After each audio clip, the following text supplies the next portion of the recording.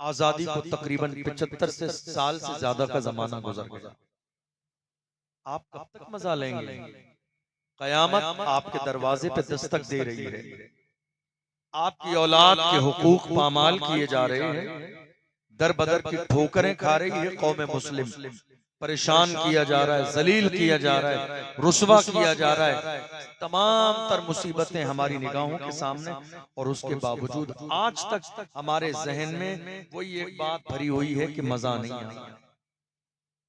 हम कब तक मजा लेंगे? कभी दीन सीखेंगे या नहीं सीखेंगे? और आप मुझसे कहेंगे आप बड़ी तल्ख बातें कर रहे हैं, तो याद रखिएगा, ये कुर्सी किसी के बाप दादा ने नहीं दी है, रसूल पाक की इनायात की बुनियाद पर मिली है। हम इसीलिए कहते हैं या रसूल अल्लाह, ये नाज ये अंदाज हमारे नहीं होते, झोली में अगर टुकड़े तुम्हारे नहीं होते, मिलती ना अगर भीख हुजूर आपके दर से, इस ठाठ से मंगतों के गुजारे नहीं होते, बेदाम ही बिक जाइए बाजारे नबी में, इस शान के सौदे में खसारे नहीं होते, जब तक के मदीने से इशारे नहीं होते, रोशन कभी किस्मत के सितारे नहीं होते। आप यकीन जानिए, मैं आज की तारीख में इस चीज को हर जगह महसूस करता हूं कि हमें जलसा जिस अंदाज में करना चाहिए था, हम जलसा वैसा नहीं कर रहे। मैं शोरा की बात नहीं कर रहा हूँ, उनके अपने पढ़ने का खूबसूरत अंदाज है, वो अपने अंदाज में पढ़ते हैं, लेकिन बात उलमा की है जो दीन की जरूरी बातें सिखाने के लिए आते हैं। आपको हैरानी होगी, लाखों रुपए खून पसीने की कमाई कौम मुस्लिम की इन जलसों पे लग गई। हमारी कौम ने कितना दीन सीखा, उलमा से पूछ लीजिए। आज तक महफिले निकाह में जिस दूल्हा की उम्र 25 साल की है, उससे जब महफिले निकाह में कहा जाता है पहला कलमा पढ़ के सुनाइए, तो हमारी कौम के 25 साल के जवान को पहला कलमा याद नहीं होता। पहला कलमा हमारी कौम के जवान को, उम्र कितनी है? 25 साल। उम्र कितनी है? 30 साल। पहला कलमा याद नहीं उस जवान को।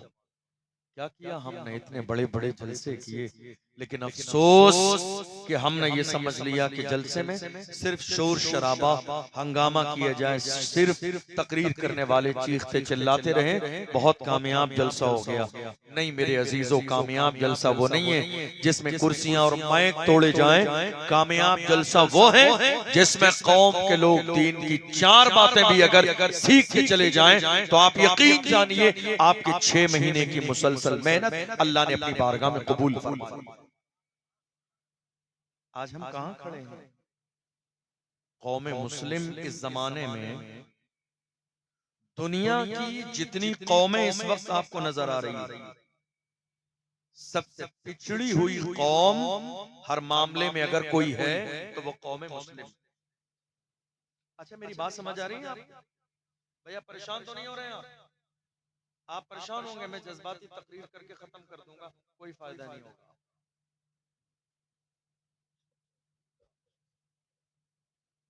इसलिए कोशिश कीजिए कि अपने सीने में धड़कता हुआ दिल पैदा कीजिए, और ये महसूस करने की कोशिश कीजिए कि बहैसियत मुस्लिम आपकी जिम्मेदारी इन जलसों में क्या है। काश कि आपने गौर किया हो, काश कि आपने ये बात समझने की कोशिश की होती, तो हमारे हालात ये नहीं होते। मैं आपको बताऊं, तकरीबन 3-4 सालों के जमाने में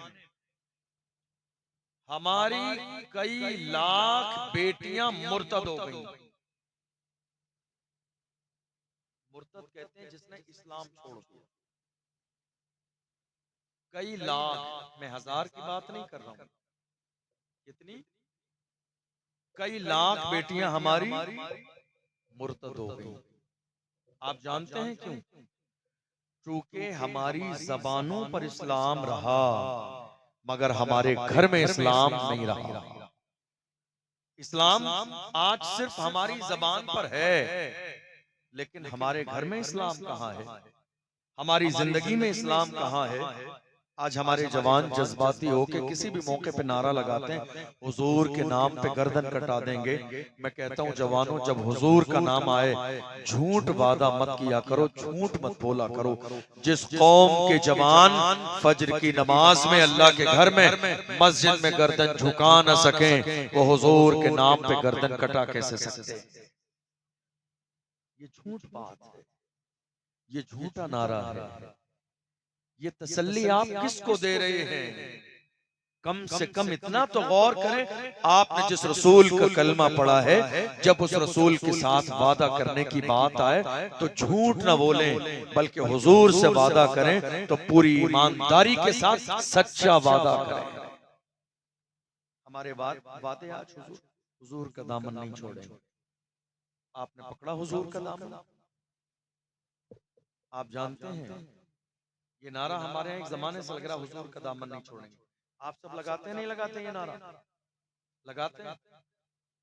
कभी जरा गिरेबान झांकिएगा थोड़ा सा अगर मौका मिले। और ये कोशिश करने की जहमत गवारा कीजिएगा, हुजूर का दामन नहीं छोड़ेंगे।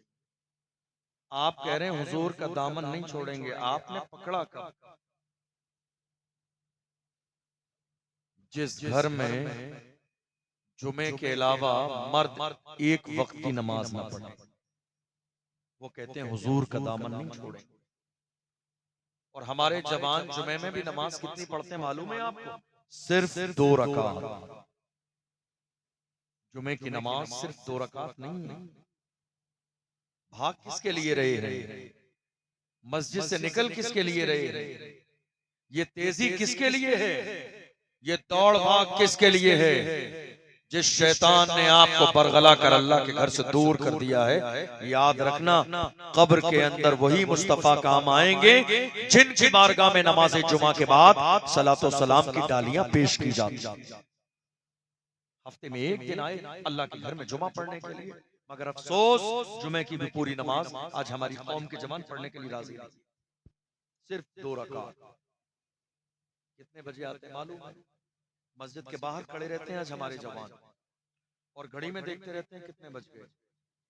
1:24-25 हो गए, खुतबे की अजान होने वाली है, तब जाके हमारे आधे जवान अल्लाह के घर में मस्जिद में दाखिल होते हैं। जल्दी क्यों नहीं आते मालूम है आप? जाएंगे तो आधा घंटे मस्जिद के इमाम का बयान सुनना पड़ेगा। बयान में एक आलिम कुरान और हदीस की बात सुनाता है। जिस कौम के जवान अपने रसूल की बात न सुनना चाहते, जिस कौम के जवान रसूलुल्लाह की बात से एराज करें और अल्लाह के घर के दरवाजे पे मस्जिद में खड़े रहें और अंदर दाखिल होना न चाहें, वो कहते हैं हुजूर के नाम पे गर्दन कटा देंगे। ये बात झूठ तो हो सकती है, सच्चाई में इसका जर्रे के बराबर भी कोई हिस्सा नहीं। हमें बदलना पड़ेगा मौजूदा दौर में, सोचना पड़ेगा आज हम कहाँ खड़े हुए हैं। अल्लाह के रसूल सल्लल्लाहु अलैहि वसल्लम ने हमें कहाँ खड़ा किया। आप कह रहे हैं हुजूर का दामन नहीं छोड़ेंगे। ये मेरा दामन है, आपने मेरा दामन पकड़ लिया। आप ये कहिए अशरफ जिलानी का दामन नहीं छोड़ेंगे, आपने पकड़ लिया, बहुत अच्छी बात है। लेकिन एक छोटी सी बात पूछूं, क्योंकि दामन मेरा पकड़ा है ना, तो जिसने मेरा दामन पकड़ा है मैं जहां जहां होगा, जिसने दामन पकड़ा है वो भी वहां वहां होगा। मैं जलसे में हूं तो जिसने दामन पकड़ा है वो मेरे साथ जलसे में होगा। मैं मस्जिद में हूं तो वो मस्जिद में होगा। मैं वालदैन की खिदमत में हूं तो वो वालदैन की खिदमत में होगा। तो गौर करो इस जुमले पर, आप कह रहे हैं हुजूर का दामन नहीं छोड़ेंगे। अगर हुजूर का दामन पकड़ा होता तो अल्लाह के रसूल नमाज के वक्त में अल्लाह के घर मस्जिद से बाहर नहीं बल्कि मस्जिद के अंदर होते थे।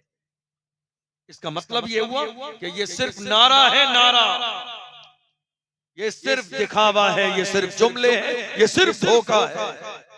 हमने मोहम्मद अरबी का दामन पकड़ा नहीं, जिन्होंने रसूलुल्लाह का दामन पकड़ लिया उनका हाल क्या था। वो कहते थे नबी का हुक्म हो तो कूद जाएं हम समंदर में, जहां को महव कर दें नारे अल्लाह अकबर से। जिन्होंने रसूलुल्लाह का दामन पकड़ा था उन्होंने समंदर में छलांग लगाई। फिक्र इस बात की नहीं थी कि मेरी जान जाएगी, उन्हें यकीन इस बात पे था कि बचाने वाली जात मेरे परवरदिगार और मदीने वाले मुस्तफा की है, जिनका दामन हमारे हाथों में है। आज हम कह रहे हैं हुजूर का दामन नहीं छोड़े। कभी हमने गौर किया हमारी जिंदगी में इस्लाम कहां है? आपको मालूम है दुनिया की हर कौम का सबसे कीमती सरमाया उस कौम के जवान होते हैं। जरा दिल के कानों से सुनिएगा मेरी बात। हर कौम का कीमती सरमाया, सबसे कीमती शय उस कौम के जवान होते हैं। और ये जवान हमारे पास में है, लेकिन अगर यही जवान गुनाहों की दहलीज पर कदम रख लें तो कौमें जलीलो रुस्वा हो जाती है। और अगर यही कौम के जवान सिराते मुस्तकीम पर चलने लगे तो कौमें इज्जतदार बन जाती हैं। आज हमारे पास हजारों नहीं लाखों की तादाद में जवान हैं, लेकिन आपको मेरे जुमले सुनकर अफसोस होगा कि हमारे जवान आज हैं कहां। शायद ये बात आपकी नॉलेज में न हो। हमारे 17 साल के जवान रात के 4 बजे तक शराब के ठेके पर हैं। हमारे 18 साल के जवान कहां हैं? रात में सट्टा लगा रहे हैं। हमारे 19 साल और 20 साल के जवान कहां हैं? जिना की दहलीज पर कदम रख चुके हैं। हमारे जवान जिन्होंने हुजूर के नाम पर नारे लगाए, जिन्होंने हुजूर के नाम पे गर्दनें कटाई, जिन्होंने हुजूर के नाम पे अपनी औलाद को कुर्बान कर दिया, जिन्होंने हुजूर के नाम पे तन मन धन की कुर्बानी दी, जिन्होंने हुजूर के नाम पर तमाम रिश्तों को कुर्बान कर दिया, वो हमारे जवान आज कहां हैं? गुनाहों की दहलीज पर। कहां हैं? बुराइयों के रास्ते पर। मेरी बात समझ आ रही है आप? भैया थोड़ी देर सुन लीजिए तवज्जो से। आपकी मस्ती मजाक मुझे नजर आ रही है, हंसना ये तफरीह मस्ती मजाक इस महफिल में बैठकर मुझे नजर आ रहा है अच्छा नहीं लग रहा है। गलत बात है ना, कीजिए ऐसा।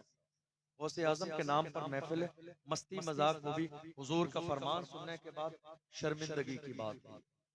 हमारे जवान यहाँ नहीं थे। कहाँ थे हमारे जवान? आप जाके शहरों में मालूम कर लीजिए। जो जिम्मेदार हैं, जो कौम की क़यादत करने वाले हैं, उनसे पता कीजिए। रात में जब शराब के ठेके पर जाके पुलिस छापा मारती है और 20 जवान पकड़े जाते हैं, आपको जानकर ये अफसोस होगा कि 15 जवान हमारे होते हैं। ये तकरीर नहीं है, ये प्रैक्टिकल आज कौम मुस्लिम के हालात हैं। कौन सोचेगा इसके बारे में? कौन गौर करेगा इसके बारे में? कोई एहसास नहीं करेगा। याद रखिएगा, जिसे एहसास ना हो इसका मतलब यह है कि उसका दिल मुर्दा हो चुका है। जिसके सीने में एहसास ना हो इसका मतलब यह है कि उसका दिल अब जिंदा नहीं है। एहसास बाकी है तो ये इस बात की अलामत है कि दिल जिंदा है, और अगर एहसास नहीं है ये इस बात की निशानी है कि दिल मुर्दा हो चुके हैं। अब दिल पर काम करने की जरूरत है। हमारे जवान कभी ऐसे नहीं थे। हमारे जवानों को आज हालात देखने के बाद जर्रे के बराबर एहसास नहीं कि कौम कहां जा रही है। जिल्लत और रुसवाई आज हमारा मुकद्दर बन चुकी है। हम गुनाहों की दहलीज पर कदम रख चुके हैं। हमारे जवान किसी भी दौर में ऐसे नहीं थे। डॉक्टर इकबाल से पूछो हमारे जवान कैसे थे, तो डॉक्टर इकबाल ने पूरी दुनिया घूमने के बाद जवानों की तारीख बताई और कहा हमारे जवान कैसे थे। फरमाया जवान ऐसे थे टल न सकते थे अगर जंग में अड़ जाते थे, पांव शेरों के भी मैदान से उखड़ जाते थे, तुझसे सरकश हुआ कोई तो बिगड़ जाते थे, तीर क्या चीज है हम तोप से लड़ जाते थे, शान आंखों में न जचती थी जहांदारों की, कलमा पढ़ते थे हम छांव में तलवारों की, हम जो जीते थे जो जंगों की मुसीबत के लिए और मरते थे तेरे नाम की अजमत के लिए, दश्त तो दश्त है दरिया भी न छोड़े हमने, बहरे जुल्मात में दौड़ा दिए घोड़े। ये किसी और के जवान नहीं, हमारे जवान थे जिनके कारनामे ये थे। ये हमारे जवान थे जिन्होंने इस मुल्क हिंदुस्तान को आजाद कराया। ये हमारे जवान थे जो दुनिया के अलग अलग मुल्कों में अपने हाथों में इस्लाम का झंडा लेकर गए और उन्होंने कसम खा के कहा, मायूस न हो ए चमने मिल्लते बैजा, जिंदा है तो सींचेंगे तुझे खूने जिगर से। ये किसी और के नहीं, हमारे जवान थे। मैं ये बात आपको बता रहा हूँ क्योंकि रात का वो हिस्सा है कि शायद ये सब बातें आपको न समझ में आए, लेकिन ये वक्त और हालात की जरूरत है। हमें समझना पड़ेगा, जागना पड़ेगा, एहसास करना पड़ेगा। हमें ये जानना पड़ेगा हमारी जवानी किस काम के लिए है। जवानी क्या माँ बाप पर जुल्म के लिए है? जवानी क्या शराब के लिए है? आओ मैं तुम्हें अल्लाह के रसूल का एक फरमान सुनाऊं। मेरे आका ने फरमाया, शराब जो मेरी कौम के जवान पी रहे हैं, हुजूर फरमाते हैं शराब उम्मुल खबाइस है, तमाम बुराइयों की जड़ है शराब। गुनाहे कबीरा है शराब, जहन्नम में ले जाने का जरिया है शराब। जिस इंसान की जबान पर शराब आ जाए उसकी दुआएं रद्द कर दी जाती है। जो इंसान शराब पीने का आदी हो उसकी दुआएं कबूल नहीं की जाती हैं। जो इंसान दुनिया में शराब पीता है मरने के बाद कयामत के अंदर उसे जहन्नमियों का पीप पिलाया जाएगा। किसका फरमान है ये मेरा फरमान नहीं, उस रसूल का फरमान है जिसका हम और आप कलमा पढ़ते हैं। और उस रसूल की जबान सुभान अल्लाह बरेली शरीफ के लोगों से ज्यादा कौन जानता है हुजूर की जबान कैसी है। बरेली के ताजदार कहते हैं वो जबान जिसको सब कुन की कुंजी कहे, उसकी नाफिज हुकूमत पे लाखों सलाम। किसकी जबान? सादिको मसदूक पैगंबर की जबान, मेरे आका की जबान। मेरे रसूल फरमाते हैं तमाम बुराइयों की जड़ है शराब। इंसान शराब पीने के बाद सही और गलत के दरमियान फर्क नहीं कर पाता कि सही क्या है और गलत क्या है। इंसान शराब पीने के बाद ये फर्क नहीं कर पाता हराम क्या है हलाल क्या है। मेरे आका ने फरमाया शराब इतना बड़ा जुर्म है कि इंसान शराब पीने के बाद अपनी दुनिया को तबाह कर लेता है और अपनी आखिरत को भी तबाह कर लेता है।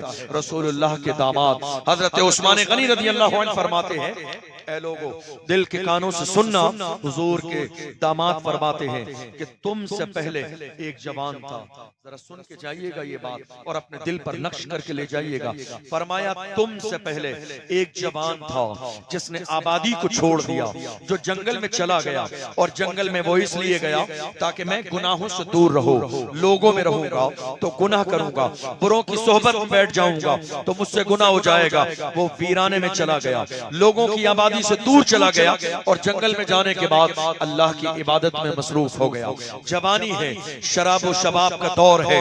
दुनिया जिस जमाने में जिसके कदम बहक जाते हैं, मगर अल्लाहु अकबर इस शराब और शबाब का हाल ये है। हम कलमा पढ़ने वाले हैं, हर जमाने में शराब और शबाब मोहम्मद अरबी के गुलामों के सामने पेश की गई है, मगर हमने हर जमाने में शराब और शबाब को ठोकर मार के कहा अपना सब कुछ गुंबद खजरा कल भी था और आज भी है। मेरे नबी से मेरा रिश्ता कल भी था और आज भी है। बतला दो गुस्ताखे नबी को गैरत मोमिन जिंदा है, उन पे मर मिटने का जज्बा कल भी था और आज भी है। ये किसी और का अंदाज नहीं, मोहम्मद अरबी के गुलामों का अंदाज है। हजरत उस्मान गनी फरमाते उस जवान ने तन्हाई की जिंदगी को कबूल कर लिया। और उसके बाद अब हालत ये हुई कि एक नौजवान लड़की को उससे मोहब्बत हुई और उसने उसके लिए जाल तैयार किया। जाल बुना उस पारसा नौजवान को हलाकत में डालने के लिए एक पूरा जाल तैयार किया गया। और उस औरत ने, उस लड़की ने किसी को भेजकर बहाने से उस पारसा इंसान को अपने घर में बुलाया। जब वो नेक जवान उस घर में आ गया तो उसने दरवाजा अंदर से बंद कर लिया और कहा, जवान अगर तू यहाँ से बच के निकलना चाहता है तो देख मेरी 3 शर्तें हैं।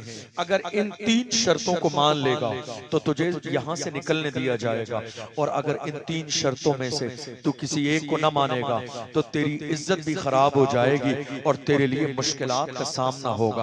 अल्लाह अकबर। जरा दिल के कानों से सुनिए 3 शर्तें क्या है। कहा देख एक प्याले में शराब है, या तो शराब पी ले तुझे छोड़ दिया जाएगा। कहा या तो एक बेटा है, एक जवान और भी है यहाँ, तू उसे कत्ल कर दे तुझे छोड़ दिया जाएगा। और उसके बाद कहा तीसरी शर्त यह है कि या तो मेरे साथ जिना कर ले, मेरे साथ जिना कर लेगा, घर का दरवाजा खोल दिया जाएगा और तुझे जाने दिया जाएगा। अल्लाह अकबर, गौर कीजिएगा, 3 ऑप्शन निगाहों के सामने है। एक तरफ शराब का प्याला है, एक तरफ मारने के लिए एक शख्स मौजूद है, और एक तरफ वो औरत है खड़ी है, जिना की दावत दे रही है। अल्लाह अकबर, एक नेक इंसान, पारसा इंसान कितना परेशान है। वो सोच रहा है यहाँ से निकलूं तो कैसे निकलूं। एक इज्जतदार इंसान को सबसे ज्यादा अजीज अगर कोई चीज होती है तो उसे अपनी इज्जत होती है। वो डर रहा है कि कहीं शोर न मचा दे, वो डर रहा है कि कहीं शोर शराबा हंगामा ना कर दे कि मेरी इज्जत पे हाथ डाल दिया, घर के बाहर से लोग अंदर आ जाएंगे, जमाना जिसे पारसा समझता है उसकी इज्जत की धज्जियां उड़ जाएंगी। अल्लाह अकबर, गौर व फिक्र करने लगा, आखिर क्या करूं। सोच रहा है शराब पीता हूं तो ये हराम है, गुनाह कबीरा है, जहन्नम में जाने का जरिया है। नहीं नहीं, शराब तो नहीं पी सकता। फिर दूसरे ऑप्शन पर कत्ल करूं का, नहीं नहीं ये भी गुनाह कबीरा है, मैं किसी को नाहक कत्ल कैसे कर सकता हूं। फिर दिल में ख्याल आता है क्या जिना किया जा सकता है, नहीं नहीं जिना कैसे कर सकता हूं। अल्लाह अकबर, कशमकश कशमकश कशमकश चल रही है। सोच रहा है 3 ऑप्शन सामने है, करूं क्या करूं, जान कैसे बचाऊं, इज्जत कैसे बचाऊं। रसूलुल्लाह के फरमान को याद रखेंगे तो ये बात समझ में आएगी। मेरे रसूल ने फरमाया शराब उम्मुल खबाइस है, तमाम बुराइयों की जड़ है शराब। जो इंसान शराब पी लेता है, शराब पीने से पहले वो जिन गुनाहों को बुरा समझता है, मगर शराब पीने के बाद इंसान वो गुनाह बड़े शौक से करता है, बड़े चाव से करता है, क्योंकि शराब ही वो बुराई है जो सही और गलत के दरमियान फर्क खत्म कर देती है। उसने अपने दिल को मुतमईन कर लिया और सोचा मैं शराब का एक प्याला, जिना करने से छोटा काम मुझे लगता है शराब है, कत्ल करने से छोटा काम लगता है शराब है, शराब का प्याला उठा कर पी लेता हूँ, जाने को मिलेगा बाद में तौबा कर लूंगा। जरा दिल के कानों से सुन के जाइएगा। उसने शराब का प्याला उठाया, प्याला उठाने के बाद में अपने होठों से लगाई शराब, और शराब पीता गया। शराब पीने के बाद जब नशा उसके ऊपर गालिब आया तो गौर कीजिए, शराब पीने से पहले काफी देर से बेचैन था, परेशान था, मैं जिना कैसे कर सकता हूँ, कत्ल कैसे कर सकता हूँ। लेकिन अल्लाह अकबर, अब हाल ये है जिना भी कर रहा है, उस औरत के साथ बदकारी भी कर रहा है, और उस बच्चे को कत्ल भी कर रहा है। शराब पीने के बाद, शराब पीने के बाद जिना भी किया, शराब पीने के बाद कत्ल भी किया, इसलिए कि शराब ने अक्ल पर ताला डाल दिया। सही और गलत के दरमियान फर्क बाकी न रहा। गुनाह कर रहा है मगर एहसास गुनाह नहीं है, जिना कर रहा है मगर एहसास गुनाह नहीं है, कत्ल कर रहा है मगर एहसास गुनाह नहीं है। अल्लाह के रसूल ने फरमाया शराब उम्मुल खबाइस है, तमाम बुराइयों की जड़ है शराब। गौर कीजिए, क्या ये शराब आज हमारे समाज में नहीं है? कितनी औरतों को तलाक हो गई इसी शराब की वजह से, कितने घर बर्बाद हो गए इसी शराब की वजह से, कितनी जिंदगियां तबाह हो गई इसी शराब की वजह से, कितने गरीबों की बेटियां मायके में पड़ी है 10-10 साल से इसी शराब की वजह से, कितने जवानों ने शराब पीकर बीवी को तलाक दे दी और जाके मुफ्ती साहब से कहते हैं हजरत शराब के नशे में तलाक दी, मैंने गुस्से में तलाक दी। 2 छोटे-छोटे बच्चे हैं जो बाप की ममता से महरूम हो गए, कितने घर उजड़ गए, कितनी इलाके उजड़ गए, कितनी बस्तियों में कितने घर वीरान हो गए, सिर्फ इस बुनियाद पर कि शराब पीने वाले ने माँ को भी मारा, बाप को भी मारा, शराब पीने वाले ने बीवी को भी तलाक दी, शराब पीने वाले ने बीवी का ले जाकर जेवर बेच दिया, शराब पीने वाले ने घर का सामान गिरवी रख दिया, शराब पीने वाले ने अपने खानदान की इज्जत दांव पर लगा दी।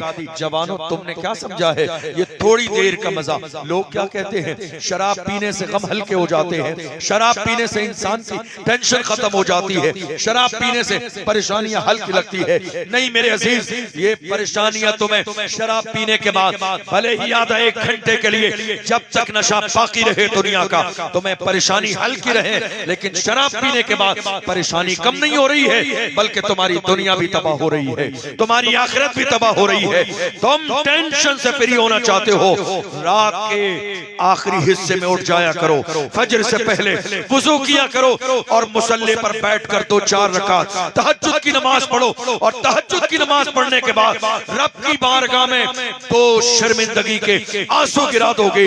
करीम है मेरा परवरदिगार, रहीम है मेरा परवरदिगार। इधर तुम्हारे आंसू गिरेंगे, उधर अल्लाह तुम्हारी परेशानियों को दूर फरमा देगा, तुम्हें मुसीबतों से निजात देगा, तुम्हारे गमों को दूर कर देगा। तुम्हारी जिंदगी में जो खुशहाली नहीं है अल्लाह तुम्हारी जिंदगी को खुशहाल कर देगा। तुम्हारी जिंदगी के गम गलत नहीं होंगे शराब के नशे से। नहीं मेरे अजीजों, सच्चे दिल से तौबा कर लीजिए। इसलिए कि ये शराब तमाम बुराइयों की जड़ है। किसका फरमान? अल्लाह के रसूल का फरमान। वो जबान से निकले हुए जुमले हैं कि अगर निकल जाएं तो दुनिया इधर से उधर हो जाए, मगर वो जुमला कभी एक इधर से उधर नहीं होता है। जिस जबान की शान ये है, जो शब को कह दिया दिन है तो दिन निकल आया, जो दिन को कह दिया शब है तो रात हो के रही। तुम्हारे मुंह से जो निकली वो बात हो के रही। वमा यंतिकु अनिल हवा इन हुवा इल्ला वहयु युहा। कुरान में लिखा है रसूल अपनी मर्जी से कुछ नहीं कहते हैं, अपनी मर्जी से नहीं कहते हैं। मेरे आका की जबान से बंदों के लिए वही पैगाम निकलता है जो मेरे रब की मर्जी होती है। और आज हुआ क्या मालूम है आपको? शराब पी जा रही है नाम बदलकर, एनर्जी ड्रिंक के नाम। और ये बीमारी आज हमारे समाज में बहुत आम है। कुछ जगह दोस्तों की सोहबत में, मुझे नहीं मालूम कि आपको मेरी बात अच्छी लग रही है या नहीं लग रही, और मैं तकरीर कर भी नहीं रहा हूं आपसे नारा लगवाने के लिए कि आप कहें बहुत अच्छी तकरीर की, अच्छी नहीं की। मेरी जिम्मेदारी है कौम तक कुरान और हदीस का पैगाम पहुंचाना। वो पैगाम मैं पहुंचा रहा, मजे के लिए नहीं, जहन्नम की सजा से बचने के लिए। मजा तो तभी आएगा जब जहन्नम की सजा से बचेंगे। आज हालत क्या मालूम है? सबसे ज्यादा शराब पी जा रही है आज हमारे यहाँ। मैं आपको पिछले साल, अब दिसंबर का महीना शुरू होने वाला, आपको मालूम है दिसंबर की एक तारीख आती है जिसको हमारे जवान कहते हैं 31। पिछले साल एक मुस्लिम शहर का हाल बताऊं जहां पूरे इलाके में मुसलमान, 31 जिसको हमारे जवान बाज़ाब्ता सेलिब्रेट करते हैं, 2 दिन पहले उस इलाके के शराब के ठेकों से 2 दिन पहले 31 के आने से पहले 29 तारीख को शराब के ठेके पर 2 दिन पहले शराब खत्म हो। पूछेंगे नहीं गई कहां? हमारे जवानों ने इस स्टॉक में शराब खरीद कर रख ली, ऐसा ना हो कि जश्न की रात में शराब कम पड़ जाए और न मिले। जानते हैं आप, ये हमारा हाल है, हमारा हाल, ये हमारे इलाकों का हाल है, ये हमारे जवानों का हाल है। आप ये सोच रहे हैं कि उलमा आए और जन्नत के बारे में खुशखबरी सुना के चले जाएं। जरा गौर तो कीजिए, कौम कहां जा रही है, जवान कहां जा रहे हैं, आने वाली नस्लें कहां जा रही है। आज हमारी नस्लों में कोई सलाहुद्दीन अय्यूबी पैदा क्यों नहीं होता है? आज कोई हमारे पास टीपू सुल्तान क्यों नहीं है? आज कोई सैयद किफायत अली काफी जैसा जिगर वाला क्यों नहीं है? आज कोई हमारे पास बहादुर शाह जफर जैसा नारा लगाने वाला क्यों नहीं है?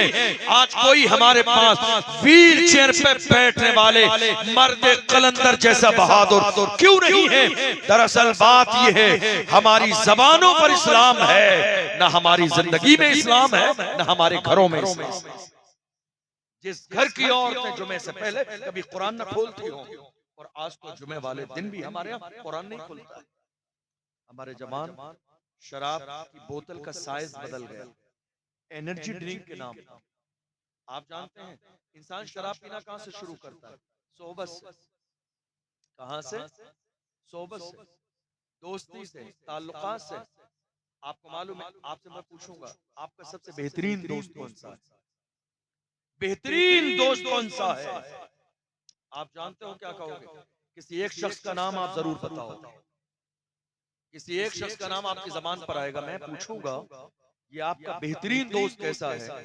आप कहोगे ये हर हाल में हमारा साथ देता है।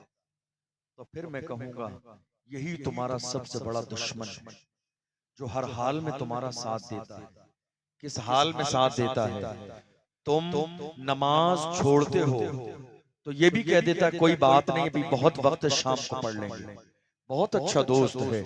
जुमा छोड़ के जाना चाहते हैं, हमारे साथ रहता है। महफिल छोड़ के जाना चाहते हैं, हमारे साथ रहता है। जलसा छोड़ के जाना चाहते हैं, हमारे साथ रहता है। हम गुनाह की दहलीज में जाते हैं, हमारे साथ रहता है। कितने लोग खुलकर जबान से बता देते हैं हमारे हर गुनाह में, हर अच्छाई में हमारा ये दोस्त साथ है, इसलिए जिगरी दोस्त है। नहीं मेरे अजीज, रसूलुल्लाह के दामाद हसनैन करीमैन के वालिद गिरामी फरमाते हैं दोस्त वो नहीं है जो गुनाहों के कामों में तुम्हारी मदद करे, दोस्त वो है कि तुम गुनाह के रास्ते पर चलो तो वो तुम्हारी दोस्ती छोड़कर कहीं और चला जाए और तुम्हें इस बात का एहसास दिलाए। दोस्ती ये नहीं है कि इंसान गुनाह के कामों में हामी हाँ मिलाता रहे। मौलाए कायनात फरमाते हैं दोस्त वो है जो तुम्हें हर गलत काम पर टोकता रहे, हर बुराई के काम से रोकता रहे, हर बुरे रास्ते से रोकता रहे और तुम्हें ये एहसास दिलाता रहे तुम्हें इस रास्ते पर नहीं जाना है, इसलिए कि ये रास्ता जन्नत का नहीं जहन्नम का रास्ता। हमने ये सोचा हमारी दोस्ती वाले वो लोग जो हमारे साथ हैं, गुनाहों में शरीक है, बहुत अच्छा दोस्त है। नहीं, ये सोहबत है, बुरी सोहबत है, जिस बुरी सोहबत की वजह से आज ये शराबों के जाम हमारे हाथ में है। और इस रात में 31 की रात जब आती है ना, आपको हैरानी होगी ये जानकर। आप जानते हैं हमारे जवान रात में गाड़ियां लेकर रोडों पे निकल जाते हैं। आपको मालूम है पिछले साल की बात है, कई शहरों में उसी रात में हमारे जवानों के ऊपर से रात ट्रक उतर के चले गए। उनकी लाश रोड से इतनी जो है बिल्कुल कीमे की तरह हो गई, उठाने के काबिल भी नहीं बची, उठाने के काबिल भी नहीं थी। आए लोग कहा हजरत गुस्ल कैसे दें, कफन कैसे पहनाएं, क्या करें क्या ना करें। अल्लाह अकबर। मैं अपने जवानों से हमेशा ये कहता हूँ तुम्हारी जवानी अय्याशियों के लिए नहीं है, ये जवानी गुनाहों के लिए नहीं है, ये जवानी बुराई के रास्ते के लिए नहीं है। तुम तन्हा अपने लिए एक शख्स हो, लेकिन बूढ़े माँ बाप की तरफ गौर करके कहो तुम किसी के लिए मुस्तकिल एक दुनिया हो। तुम तन्हा एक शख्स अपनी तरफ निस्बत करते हो, बूढ़े बाप के लिए एक दुनिया हो, बूढ़ी माँ के लिए एक दुनिया हो, किसी गरीब की बेटी को निकाह करके घर में लाए हो उसके लिए एक दुनिया हो। 18 साल की जवान बहन जो शादी की तमन्नाएं लिए दिल में बैठी है उसके लिए एक दुनिया हो। तुम तन्हा शख्स नहीं हो, इसलिए जवानी तुम्हारी न रोडों पे अय्याशी के लिए है, न शराब के जाम के लिए है, न गुनाह की दहलीज के लिए है। आओ अहद करो हम जिएंगे मोहम्मद अरबी के गुलाम बनकर, और जब दुनिया से जाएंगे तो हमारा अंदाज ये होगा लहद में इश्क रुके शाह का दाग लेके चले, अंधेरी रात सुनी थी चराग लेके चले, तेरे गुलामों का नक्शे कदम है राह खुदा, वो क्या बहक सके जो ये सुराग लेके चले। आज हालात हमारी निगाहों के सामने हैं, जवानों की जवानियां जितनी तेजी के साथ तबाह बर्बाद हो रही है आपको अंदाजा नहीं। आपको मालूम है, आखिरी बातें करके अपनी बात मुकम्मल करूं, सर्दी का वक्त भी है, आप भी परेशान हैं। एक कॉमन प्रॉब्लम जितने लोग यहाँ बैठे हैं सबके यहाँ मौजूद, और वो प्रॉब्लम क्या है? कारोबार नहीं चलता, परेशानी, बिजनेस नहीं चलता है, घर में बहुत कुछ आता है, बरकत नहीं होती। हमारी माँ और बहनें भी गौर से सुने। आपको मालूम है जब ये सूरत हाल हमारे यहाँ होती है, अच्छा मेरी बात समझ आ रही है आपको? मैं बहुत तेज तो नहीं बोल रहा हूँ, मैं आजकल बहुत डाउन बोल रहा हूँ, सिर्फ इसलिए कि लोगों तक पैगाम पहुंचना चाहिए। अब हालत क्या है? Common problem. तो जैसे ही हमारे यहाँ परेशानी आती है, सहाबा की जिंदगी का हाल ये था, जब परेशानी आती थी तो वो इबादत में इजाफा कर देते। तबे ताबईन का दौर देख लीजिए, जब मुसलमानों की जिंदगी में परेशानी आती थी तो उस परेशानी से निजात के लिए जानते हो क्या करते थे? इस्तग़फ़ार की कसरत करते थे कि शायद हमसे कोई गुनाह हो गया, हम अल्लाह को राजी करें। हमारे यहाँ मौजूदा दौर में जैसे ही कोई परेशानी आती है, सबसे पहले हमारे जहन में हमारी माओ और बहनों की तरफ से एक बात डाली जाती है, बड़ी माजरत के साथ। तंज नहीं है ये मेरा, दुश्मनी नहीं है मेरी माँ और बहनों से, तंज नहीं है ये, एक पैगाम है, शायद कि तेरे दिल में उतर जाए मेरी बात। पहली फुर्सत में हमारे जहन में हमारी माँ और बहनों की तरफ से एक बात डाली जाती है, और बात क्या है कि आप जाके किसी बाबा या किसी पीर को या दुआ ताबीज वाले को तलाश कीजिए, घर में ये जो कारोबार में परेशानियां, बिजनेस में प्रॉब्लम है, रिश्ते नहीं हो रहे हैं, ऐसा लगता है शायद किसी ने कुछ करा दिया। ये मुस्कुराने वाली बात नहीं है। इस सोच ने मेरी कौम को कहां पहुंचा दिया। कितनी बेटियों की इज्जत लूट ली गई इन बाबाओं के यहां जाने की वजह से। कितनी माँ और बहनें बेआबरू हो गई इन 2 नंबर के बाबाओं के पास जाने की वजह से। कितनी हमारी माँ और बहनों के जेवर लूट लिए गए दुआ तावीज के नाम पर। कितनों के एक परेशान हाल इंसान। एक जगह तो हाल ये हुआ, किसी के 5,000 रुपए चोरी हो गए। किसी बाबा से जाके कहा कि आप बता दीजिए, कहा 10,000 रुपए का खर्चा होगा। उसने कहा बाबा 5,000 काफी हैं, अब 10,000 की गुंजाइश है। ये हाल आज मैं हैरान हूं इस बात से। हमारी माओं के जहन में ये बात आया कि किसी ने कुछ करा दिया है। ये बात जहन में क्यों नहीं आई कि सारे चीजों के जिम्मेदार हम खुद हैं, किसी ने कुछ कराया नहीं। बात सिर्फ इतनी है कि हमने ओरिजिनल इस्लाम आज तक समझा नहीं, हमने दीन समझा नहीं, हमने ना कुरान पढ़ा है ना कुरान समझा है। सिर्फ इस वजह से ये अंधविश्वास हमारे जहन में आता है, किसी ने कुछ करा दिया। किसी ने कुछ नहीं कराया। घर में बरकत नहीं हो रही है, कारोबार नहीं चल रहा है। आपको मालूम है कराया किसी ने कुछ नहीं है, ये सारा दखल है। किसी अच्छे इंसान के पास जाएंगे ना तो बहुत अच्छे से बताएगा बाहर वाले किसी ने कुछ नहीं कराया, तुम्हारे घर में जो तबाही और बर्बादी है उसके जिम्मेदार घर वाले ही हैं, घर वाले ही हैं। आप कहेंगे वो कैसे? अल्लाह के रसूल सल्लल्लाहु अलैहि वसल्लम ने इरशाद फरमाया, जो लोग जिना के आदी हो जाएं, जहां जिना होने लगे वहां से बरकतें उठा ली जाती। आप कहेंगे अल्हम्दुलिल्लाह हम सब पाक। ये हमारे जवान, आप जानते हो जिना इन आंखों का भी है।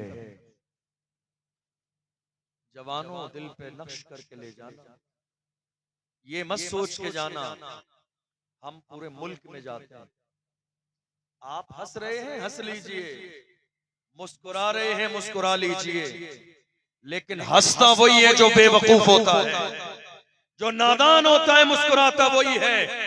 तुम्हें अंदाजा नहीं है, बड़े बड़े सूरमाओं के जनाजे हमने देखे हैं, बड़े बड़े पहलवानों के जनाजे हमने देखे हैं, बड़े बड़े गुरूर तकब्बुर करने वालों के जनाजे हमने देखे हैं, बड़े बड़े जवानी पर नाश करने वालों के जनाजे हमने देखे हैं। किसी समझदार ने कहा था आगाह अपनी मौत से कोई बशर नहीं, सामान 100 बरस का है पल की खबर नहीं। क्या सोच रहे हैं आप जवान हैं 20 साल के हैं, मौत अभी नहीं आएगी, मौत 70 साल के बाद आती है। नहीं मेरे अजीज, मौत तो उसे भी आती है जो माँ के पेट के अंदर है, मौत उसी भी आती है जो 1 दिन का बच्चा है, और मौत उसे भी आती है जिसकी उम्र 100 साल हो चुकी है। कोई लाजिम नहीं है आपके लिए कि आप 100 साल जिंदा रहें, इसलिए गुनाह से तौबा करें। आज जिना हो रहा है, जिना कई तरीके का है। आंखों का जिना, मुझे नहीं मालूम ये बात आपसे किसी ने कही या नहीं कही, आपने कैसी तकरीरें सुनी, लेकिन सुनिएगा और महसूस कीजिएगा क्या कह रहा हूं आपसे। आंखों का जिना, हाथों का जिना, इन पैरों का जिना। जानते हो कुरान में क्या लिखा है? कुरान में क्या लिखा है? यौम तशहदु अलैहिम अलसिनतहुम व अयदीहिम व अर्जुलुहुम बिमा कानू यअमलून। कुरान अजीम में है कयामत का दिन वो दिन है जिस दिन तुम्हारी जबान तुम्हारे खिलाफ गवाही देगी, ये हाथ तुम्हारे खिलाफ गवाही देंगे, ये पैर तुम्हारे खिलाफ गवाही देंगे, जिस्म के हिस्से तुम्हारे खिलाफ गवाही देंगे। कभी गौर किया है? दिन के उजाले में और रात के अंधेरे में गुनाह कर रहे हैं और इस बात का एहसास नहीं है कि अल्लाह ने दो फरिश्ते तुम्हारे साथ मुकर्रर कर दिए हैं जो लिख रहे हैं एक एक लफ्ज़। अल्लाह का कुरान कहता है वल्लाहु यअलमु मा तुसर्रून व मा तुलिनून, जो तुम छुपाते हो मेरा रब वो भी जानता है, और जो जाहिर करते हो मेरा रब वो भी जानता है।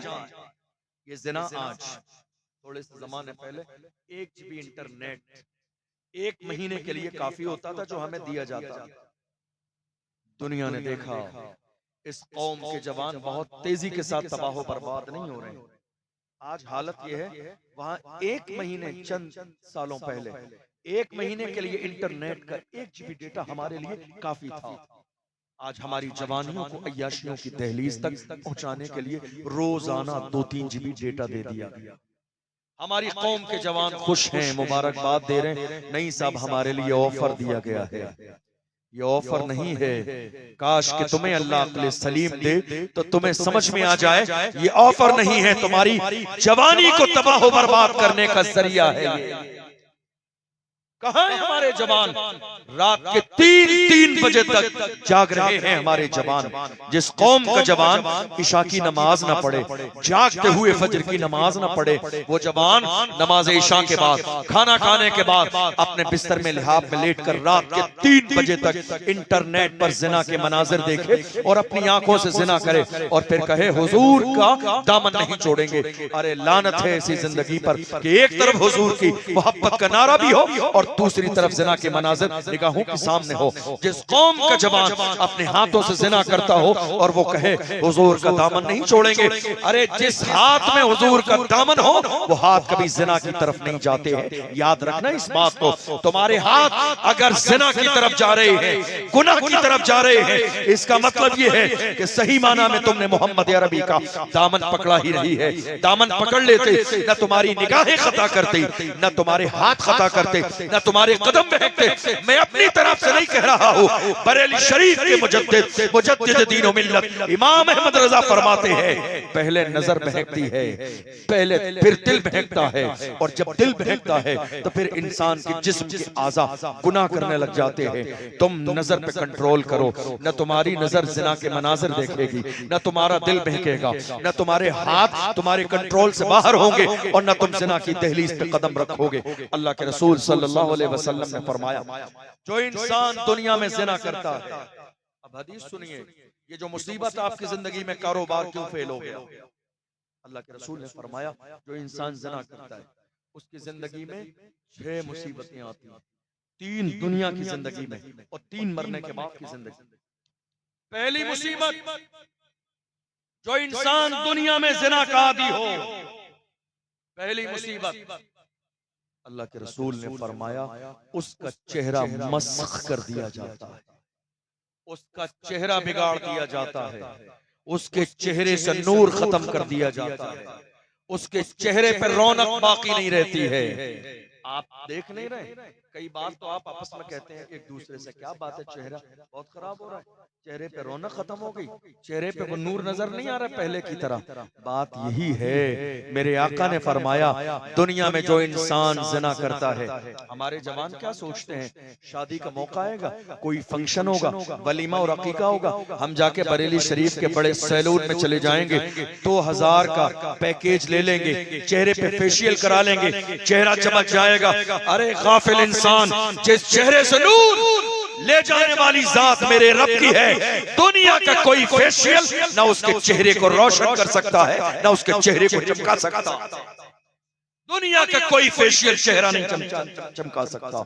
जिस चेहरे से परवरदिगार आलम नूर छीन ले, उसके चेहरे को बिगाड़ दिया जाए, उसके चेहरे से नूर खत्म कर दिया जाए।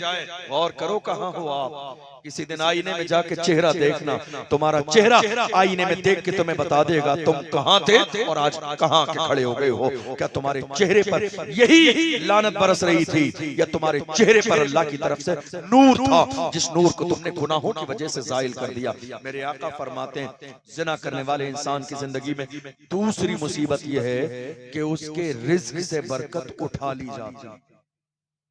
क्या होता है? एक एक लुक़मे के लिए परेशान हो जाते हैं जिना करने वाले, एक एक लुक़मे के लिए, एक एक लुक़मे के लिए तरस जाते हैं जिना करने वाले, एक एक लुक़मे के लिए परेशान हो जाते हैं जिना करने वाले। याद रखना मेरे अजीज, आप ये कह रहे हैं ना किसी ने कुछ करा दिया है, किसी ने कुछ करा दिया है, गौर करना किसी और के कराने से पहले जरा अपने नामे अमाल के बारे में, अपने दिन के उजाले और रात के अंधेरे के बारे में गौर करना। किसी ने कुछ करा दिया है या हमारे अपने कारनामे ऐसे हैं जिसकी बुनियाद पर हमारे घर में तबाही और बर्बादी आ रही है। हाल ये है, आज दुआ तावीज करने वालों का तो हाल इतना खराब हो गया, ये तो सगे भाइयों को लड़ाने का काम करते हैं। आप जाएंगे, आपसे कहेंगे कराने वाला बहुत खास है, एक प्लेट में खाना खाने वाला है। अगर इंसान रोजाना सगे बड़े भाई के साथ शाम में खाना खाता हो तो शक में डाल दिया जाता है कि शायद सगे बड़े भाई ने मेरे साथ ये करा दिया है। नहीं मेरे अजीज, इस अंधविश्वास से बाहर आइए। आप मोहम्मद अरबी के गुलाम हैं, हुजूर के गुलाम हैं। हम गुनाह खुद कर रहे हैं और गुनाह की जब सजा मिल रही है तो हम इशारा किसी और की तरफ कर रहे हैं। नहीं मेरे अजीजों, गुनाह से सच्चे दिल से तौबा कीजिए। मेरे आका फरमाते हैं और तीसरी मुसीबत ये है कि जिना करने वाले की उम्र कम कर दी जाती है, मौत जल्दी आती है, मौत। आज हालात देख नहीं रहे हो, अचानक खबर आई, हम क्या कहते हैं, अरे शाम को ही तो फोन आया था, सुबह में इंतकाल की खबर आ गई। अभी कल शाम को तो एक जगह दावत में मिला था, सुबह इंतकाल की खबर आ गई। थोड़ी देर पहले ही तो मुलाकात हुई थी, फोन आया था, इंतकाल की खबर आ गई। बात यही है, मेरे आका ने फरमाया जो लोग जिना के आदी हो जाते हैं वहां मौत तेजी के साथ होने लगती है। मेरे आका ने फरमाया और जो मरने के बाद की मुसीबत है वो ये है, पहली चीज अल्लाह ऐसे बंदे से नाराज होगा, दूसरी चीज अल्लाह उस बंदे का सख्त हिसाब लेगा, और तीसरी चीज मेरे आका ने फरमाई ऐसे बंदे को जो दुनिया में जिना करता है अल्लाह उसे जहन्नम के दहकते हुए शोले में डाल देगा, शोलों में। गौर कीजिएगा, ये जिना जो आज हमारी जिंदगी में शामिल हो गया, अगर हम बच नहीं पा रहे हैं तो हम कैसे कह सकते हैं कि ये मुसीबत किसी और की वजह से हमारी जिंदगी में आ रही है। आप मुझसे कहेंगे, आप बताइए आखिर इस जिना से हमारे जवानों को बचाया कैसे जाए? ये जिना जो आज आम हो रहा है, इस जिना के मनाजिर से कौम के जवानों को बचाया कैसे जाए? इलाज क्या है? तो मैं इलाज आपको वही बताऊंगा जो मदीने वाले आका ने बताया था। मेरे आका ने फरमाया निकाह सस्ता करो ताकि जिना मुश्किल हो जाए। ये इलाज मेरा नहीं बताया हुआ, ये इलाज रसूलुल्लाह ने फरमाया। मेरे आका ने फरमाया शादियां जल्दी करो, तुम निकाह जल्दी करोगे तो जिना मुश्किल हो जाएगा, और शादियां महंगी कर दोगे तो जिना आम हो जाएगा। आज देख लीजिए हमारी निगाहों के सामने जितनी महंगी शादियां होती चली जा रही हैं, जिना कितना आम है। हर शहर में आज जिना के अड्डे खुले हुए हैं, जब जिसका दिल चाहता है हमारे जवान का जाके जिना कर लेता है। वजह क्या है? हमने शादी को इतना महंगा कर दिया। आखिरी जुमले कह रहा हूं, हमारे बुजुर्ग भी हैं, माएँ भी हैं, हमारे समाज में एक कॉन्सेप्ट बना हुआ है, और वो कॉन्सेप्ट सिर्फ ये बना हुआ है कि अगर लड़का सरकारी नौकर है, हमारे दरवाजे पर 10 बार रिश्ते आ जाएं, लेकिन हम अपनी बेटी का रिश्ता करने के लिए राजी नहीं, सिर्फ ये सोचकर कि नहीं साहब अगर हमारे यहाँ किसी सरकारी लड़के का ऑफर आएगा रिश्ते के लिए तो हम करेंगे। क्यों साहब? का नहीं, बेटी सुकून में रहेगी। मैं उन माँ बाप से हाथ जोड़ के कहता हूँ, याद रखो रिस्क देने वाली जात मेरे रब की है। ये लाजिम नहीं है कि जो सरकारी है खाना वही खिलाएगा और जो सरकारी नहीं है उसके यहाँ बेटियां भूखी रहती है। नहीं मेरे अजीज, सोच बदल दो, मिजाज बदल दो, फिक्र बदल दो। मदीने वाले मुस्तफा ने इरशाद फरमाया, अल्लाह के रसूल ने फरमाया तुम्हारी बेटी का अपना मुकद्दर है और लड़के का अपना मुकद्दर है। लड़का अपने मुकद्दर का रिस्क खाता है, लड़की अपने मुकद्दर की रिस्क खाती है। इसलिए ना ये देखो कि दौलत कितनी है, माल कितना है, घर कितना बड़ा है, जमीन जमीनें कितनी है, बस ये देखो कि लड़का शराबी तो नहीं है, जुआरी तो नहीं है, सट्टा लगाने वाला तो नहीं है, गुनाहों की दहलीज पे कदम तो नहीं है। अगर ईमानदार है, खानदानी है, गुनाहों से बचा है, 5 वक्त का नमाजी है, तो अपनी बेटी का निकाह उससे कर दो। भले ही वो दुनिया की तमाम तर नेमतें नहीं देगा, लेकिन बेटी को मोहब्बत बहुत देगा, इज्जत बहुत देगा, अपने घर की इज्जत बना के रखेगा, किसी और की दहलीज पे किसी दुनिया के काम के लिए नहीं भेजेगा। इसलिए हमारे समाज में निकाह का जो चलन आज जितनी ताखीर के साथ महज जहेज के लिए, सिर्फ दौलत के लिए, सिर्फ माल जमा करने के लिए शादियों का हाल ही हो गया कि आज 30-30 साल में शादियां हो रही हैं, इसलिए दौलत के लिए। मैं आपको एक छोटी सी बात बताऊं, शादी में सोना लेना और सोना देना कोई फर्ज वाजिब नहीं। शादी कितनी लेट है? नहीं साहब, अभी हमने सोना जमा नहीं किया, बेटी की उम्र 35 साल की हो रही है, सोना जमा नहीं किया। कितने हमारे जवान ऐसे हैं, जवानों पैगाम लेकर जाओ, अपने माँ बाप से फरमाइश तुमने जिंदगी में हजारों की, लेकिन अपने माँ बाप से अब जाके फरमाइश ये करो, मेरी बूढ़ी माँ अब रिश्ता ऐसी जगह न देखना जहाँ दौलत मिले, ऐसी जगह देखना जहाँ दीन की दौलत मिले, जहाँ लड़की नमाजी हो, परहेजगार हो, कुरान पढ़ने वाली हो, कनीज़े फातिमा हो, पर्दा करने वाली हो। इसलिए कि पर्दा करने वाली जब तुम्हें बीवी मिलेगी तो अल्लाह उसी की नस्ल से सलाहुद्दीन अय्यूबी जैसा बेटा पैदा करेगा, जिस दिन तुम्हारे घर में पर्दे का माहौल हो जाए। इसलिए शादी जरा सी तेजी के साथ करें और याद रखें, मैं अभी चंद दिन पहले एक जगह शादी में शिरकत की, बनारस की सरजमीन पर। हमारे एक बड़े अकीदतमंद, बड़ी मोहब्बत करने वाले एक भाई है, सादिक भाई।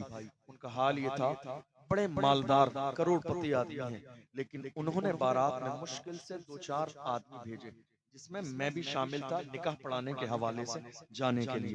उनकी बड़ी ख्वाहिश थी कि आप आए, हमने पहुंचे। एक मौलाना हमारे जो है शकील अहमद साहब मौजूद थे, वो भी साथ थे। 2-3 लोग गए सिर्फ एक कार से, 1-2 लोग शहर में शादी थी गए। घर में निकाह हुआ, उस रूम में घर में निकाह हुआ। लड़की से जो इजाजत ली गई, लड़का जाके मस्जिद में बैठा, कोई खाने का इंतजाम नहीं, कोई तकल्लुफात नहीं। जब चलने लगे तो लड़की के वालिद ने जबरदस्ती रोका हम लोगों को कि 2-4 मिनट के लिए रुक जाइए। रुक गए तो चंद चीजें नाश्ते में, चंद लुक़्मे नाश्ते के नाम पर खाकर, कोई खाना नहीं, कोई तकल्लुफात नहीं। मैंने कहा अल्लाह का शुक्र है कि हमारी कौम में आज ऐसे जवान भी मौजूद है जिन्होंने दुनिया की दौलत को नहीं, मोहम्मद अरबी के फरमान पर अमल करते हुए नेक लड़की का इंतखाब किया। काश के आज हमारे समाज में यही आम हो जाए। ये हम कर क्या रहे हैं? गरीबों का दिल तोड़ रहे हैं। मीना बाजार की तरह हमारे यहाँ जहेज का सामान सजा दिया जाता है, पूरे मोहल्ले को बुला के कहा जाता नहीं साहब सामान दिया जा रहा है, जरा आके देख लीजिएगा, जरा दिल पर हाथ रख के सोचिए, क्या तुम्हारे मोहल्ले में गरीब मोहताज रक्षा और ऑटो चलाने वाले नहीं रहते हैं? वो लोग भी रहते हैं। वो गरीब जब देखेंगे उनके दिल पर क्या गुजरेगा।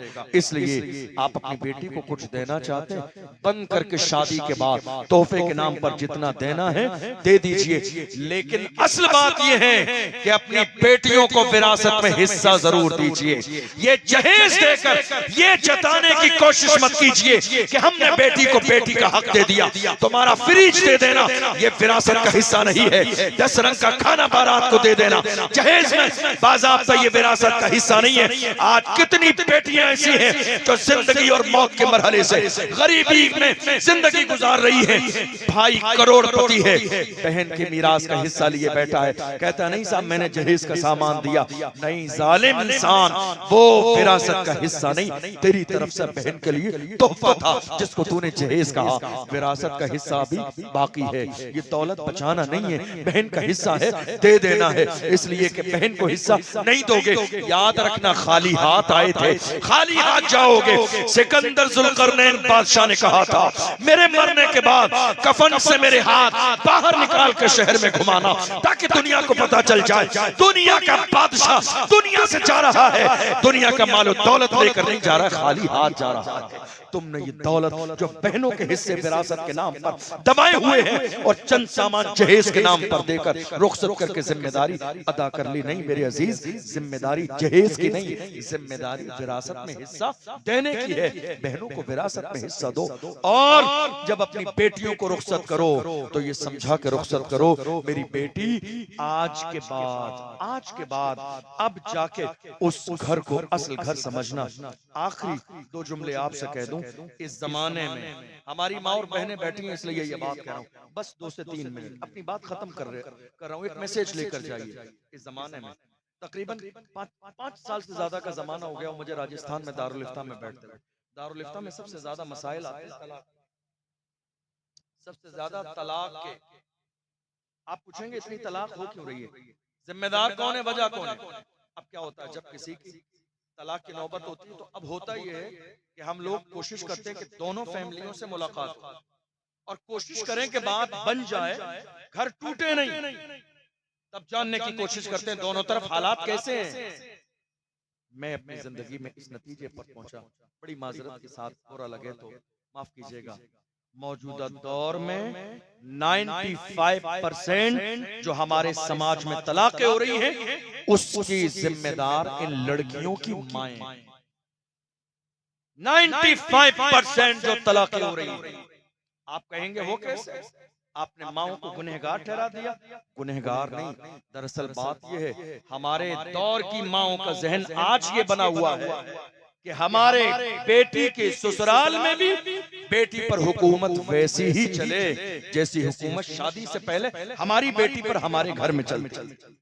हालांकि ये बात जहन में क्यों नहीं आ रही है आपके? अल्लाह का कुरान कहता है अर्रिजालु कव्वामून अलन निसा। अब हाकिम शौहर है, हुकूमत उसकी चलेगी, ऑर्डर उसका चलेगा, फरमान उसका चलेगा, इजाजत उसकी लेगी, उसकी इजाजत से आएगी, उसकी ही इजाजत से जाएगी। अगर माएं अपने रवैये को बेहतर कर लें और उसके शौहर की खुशी में खुश रहे तो ये घर जन्नत के गहवारे बन जाए। लेकिन आज जितनी ज्यादती हो रही है, घर तबाह बर्बाद होते चले जा रहे हैं।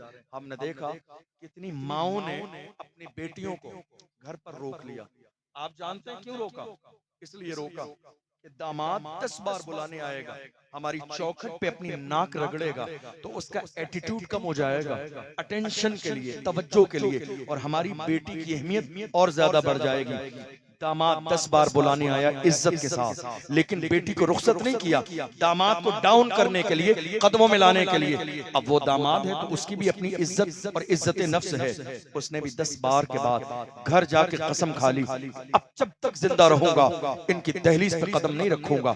अब जब 2-4 महीने बुलाने नहीं आया तो इन सासू माँ को तलाश है किसी बाबा की कोई तावीज वाला मिल जाए, ऐसा तावीज करे दामाद के लिए जो दामाद हमारे दरवाजे पे बेटी को बुलाने आ जाए। अफसोस ये समाज हमारा है, ये हाल आज हमारे घर का है। मैं अपनी माँ और बहनों से हाथ जोड़ के कहता हूँ, तुमने अपनी बेटी को रुखसत कर दिया है, खुदारा तुम्हारी उम्र 60 साल की है। हमने ऐसे लोग भी देखे हैं, बूढ़े माँ बाप ने 50 साल 60 साल की उम्र में जवान बेटी का घर 1 महीने के बाद बिगाड़ने के लिए घर पे रोक लिया, दामाद को धक्के दे के बेइज्जत करके निकाल दिया। मगर थोड़े से जमाने के बाद जब बूढ़े माँ बाप का जनाजा निकल गया, ठोकरों पे आ गई ये बेटी, न मायके में भाई और भाभी रखने के लिए तैयार है, शौहर से रिश्ता पहले खराब कर लिया, वो बेटी बीच में खड़ी है, ना खुदा ही मिला, ना विसाले सनम, ना इधर के रहे ना उधर के रहे। मैं बूढ़े माँ बाप से कहता हूँ, खुदारा बेटियों को इज्जत के साथ रुखसत करने के बाद अब अपनी हुकूमत करना बंद कर दो, शौहर को इख्तियार दो, जब उसका दिल हो लेकर आए, जब उसका दिल हो लेकर जाए। इसलिए कि तुम्हारी उम्र 50-60 साल की है, ऐसा न हो कि तुम्हारी ज्यादती की वजह से उसका बसा बसाया घर तबाह बर्बाद हो जाए, उसकी जिंदगी जहन्नम का ईंधन बन जाए। इसलिए खबरदार, नफ्स पर कंट्रोल करें, अपनी बेटियों को जब रुखसत करें तो ये समझा के रुखसत करें, मेरी बेटी आज के बाद तेरा असल घर वही है जहां तू निकाह होके जा रही है। खबरदार, उनको बूढ़े माँ बाप को माँ बाप की तरह इज्जत देना। और जवानों याद रखो, मुझे हुजूर का एक जुमला याद आता है, मेरे आका ने फरमाया कयामत की निशानी ये है, कयामत की निशानी ये है, मिशकात की हदीस है, अशरात कयामत में मेरे जो है हजरत इमाम मिशकात ने इसको जिक्र किया है। हुजूर ने फरमाया कयामत की निशानी ये है कि एक मर्द अपनी बीवी की फर्मा बरदारी करेगा और माँ की नाफरमानी करेगा।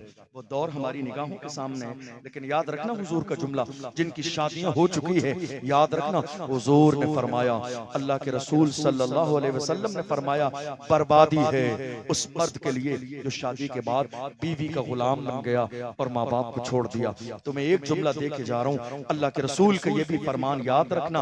शबे बारात के मौके पर मेरे नबी फरमाते हैं, गुनाह करने वाले लोग इस मुबारक रात में कबीले बनु कल्ब की भेड़ की बकरियों के बालों के बराबर जहन्नमियों को जन्नती बनाया जाता है, मगर इस रात में भी माँ बाप से नाफरमानी करने वाला बंदा बख्शा नहीं जाता है, शराब पीने वाला बख्शा नहीं जाता है, जिना करने वाला बख्शा नहीं जाता है, शराब पीने वाला बख्शा नहीं जाता है। उस रात में, जिस रात में कबीले बनु कल्ब की भेड़ की बकरियों के बालों के बराबर जहन्नमी जन्नती बनते हैं, उस रात में भी माँ बाप से ताल्लुक तोड़ देने वाला, उन्हें गाली देने वाला, उन्हें सताने वाला, उनसे रिश्ता तोड़ने वाला, उनका दिल दुखाने वाला इस मुबारक रात में भी बख्शा नहीं जाता है। इसलिए पैगाम लेकर जाइए, जब तक जिएंगे मोहम्मद अरबी के गुलाम बन के जिएंगे और दुनिया से जाएंगे तो हुजूर का इश्क अपने दिल में लेकर जाएंगे, नमाज पढ़ेंगे, बुराइयों से बचेंगे, शराब जिना से जुए और सट्टे से बचेंगे, वालिदैन के नाफरमान नहीं फर्मा बरदार बन के रहेंगे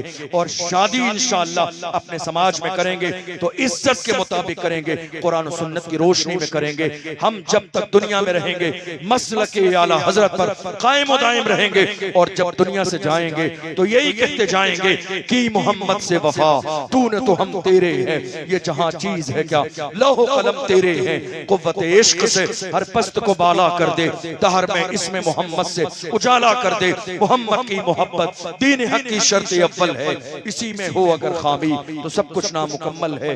अल्लाह की बारगाह में दुआ है, परवरदिगार आलम हमने जो सुना है इसे समझने और अमल करने की तौफीक अता फरमाए। सेहत कोई लफ्ज़ हुई हो अल्लाह की बारगाह में तौबा है, अल्लाह अपने महबूब के सदक़े में माफ फरमाए। वस्सलामु अलैकुम व रहमतुल्लाहि व बरकातहू।